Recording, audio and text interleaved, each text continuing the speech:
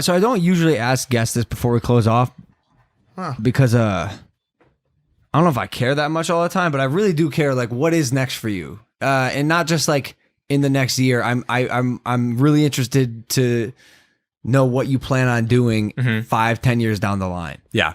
My goal is creating the culture around me of other creators who, like, that's where I get inspired by. If I can work around, like, I'm introverted, so I'll usually stay in my office and work with a small team of people that I closely work with. But if I could help other creators, not just YouTube or internet creators, just filmmakers or artists, get their thing going. I feel like the thing I love about LA is it produces some great artists. The thing I hate is the politics and the process to get through it. And I always wonder, is it that 15, 20 year grind in LA that makes great filmmakers, or is it actually like, could you give some of those people a head start earlier? Because they kind of, I don't know, are they missing out on 20 years of creating at the fullest level, or did they actually need that to get there? I don't know.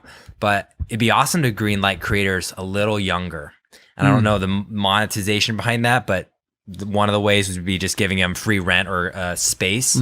So someday in the next warehouse build, give a space where you can incubate creators, and not even like saying, hey, I'm going to take a cut of what you're doing, to just like want to help you get off the ground, whether it's musicians or maybe it is a YouTuber, maybe it is a resident artist or something. Yeah. How do you monetize if you know? That's what I haven't figured out yet. Like, maybe that's a dream path that will never. Maybe No. Just maybe that's philanthropic. Sponsors are a good way, so you can bring in sponsorships. Yeah, so having our ad team help find this unknown person who could never get an ad by themselves, and maybe packaging it is kind of how they license. You bring people to like you could get a main sponsor for the house itself, and so every video that you do has background sponsorship and that kind of stuff. Totally, and that's the way to do it. But that's right now, what they do in music.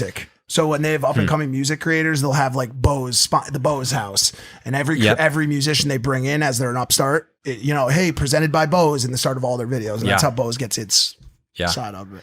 Yeah, so setting up just a really creative culture in a building and a studio, and then for myself, eventually longer form stories. I think that's where I'm going, but you also never know. Like, if you asked me 10 years ago when I was just starting YouTube, I wouldn't have said I would be here doing this. It would have been in LA doing directing, probably a lot of commercials, but then trying to get up to that, whatever that executive producer or director role is. Never would have saw the internet happening. So I mean, I feel like I also feel like I'm going backwards when I'm going into LA stuff.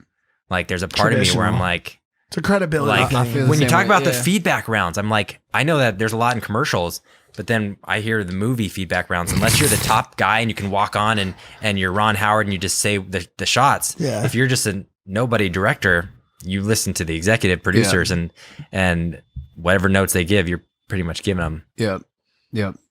Do you ever see yourself or your channel becoming like Zach King and Co, and then you're no longer in front of the camera and it's just insane magic stuff? Yeah, I could see that. I could see whether it's be featuring different people. I think there will be a time when we like start introducing other magical characters, or just people who go on camera and start doing that. Yeah, totally.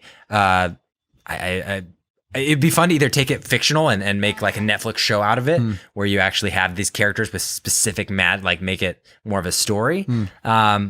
But in terms of social media, we could definitely, you got to find someone who's passionate about it though. You can't be like, hey, you're going to be the next IW, the next magic guy, and take out War Gal, and you now have the throne. But I feel like you got to find, there's actually some like fans around the world who are like, they recreate this stuff for their careers too. And I'd love to pass it to some of them. I think that'd be awesome.